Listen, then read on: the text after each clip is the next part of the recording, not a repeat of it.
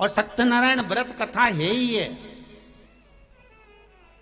पूरी सत्यनारायण जी की कथा पढ़ लो, पंडित जी से पढ़वा लो, उसमें 5 अध्याय मिलेगा। 5 अध्याय में जितनी बार भी पंडित जी बोलेंगे एक ही बात बोलेंगे, ब्राह्मण के मुख से सुनी, लकड़ारे ने सुनी, सत्यनारायण जी की कथा सुनी, फिर उसने सत्यनारायण जी की कथा कराई, फिर उसने सत्यनारायण जी की कथा सुनी, सत्यनारायण जी की कथा कराई। इस 5 अध्याय में सत्यनारायण की कथा थी कौन सी जो इनने कराई थी और उनने बाची थी?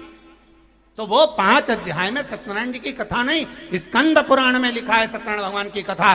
ब्रह्मा जी आकाश मार्ग में गए, भगवान विष्णु नीचे गए, तलातल पताल में जाकर भी भगवान शंकर के चरण नहीं मिले। तब आए, ब्रह्मा जी ने आते से पूछा क्या भगवान आपको चरण मिले? भगवान ने कहा मुझे भगवान के चरण नहीं मिले। बस ये सत्य भगवान विष्णु ने कह दिया था। उस दिन सत्यनारायण भगवान की जय जयकार हो गई। ये सत्यनारायण भगवान की कथा, और जो सत्यनारायण की पोथी में लिखे वो 5 अध्याय इसी का वर्णन करते।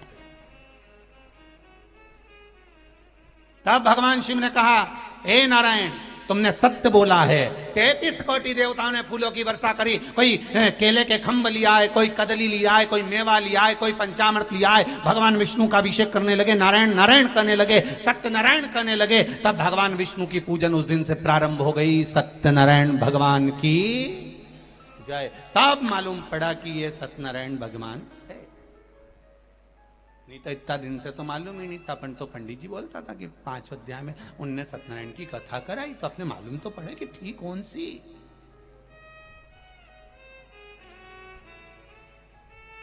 स्कंद पुराण में लिख दिया सत्यनारायण भगवान। अब ब्रह्मा जी से पूछा तुम्हें क्या भगवान का सिर मिला?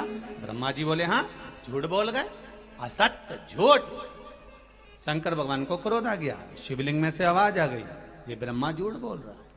ना मानो तो केतकी के फूल से पूछो, केतकी के फूल ने भी झूठ बोल दिया। शिव जी ने कहा केतकी सुन, मेरे ऊपर बेकार से बेकार फूल चढ़ जाएगा, कांटा भी मैं अपने सिर पर चढ़ा लूंगा, पर तेरे में कितनी भी सुगंध हो, तू कितना भी सुंदर हो केतकी के फूल, तो मुझ पर कभी नहीं चढ़ेगा।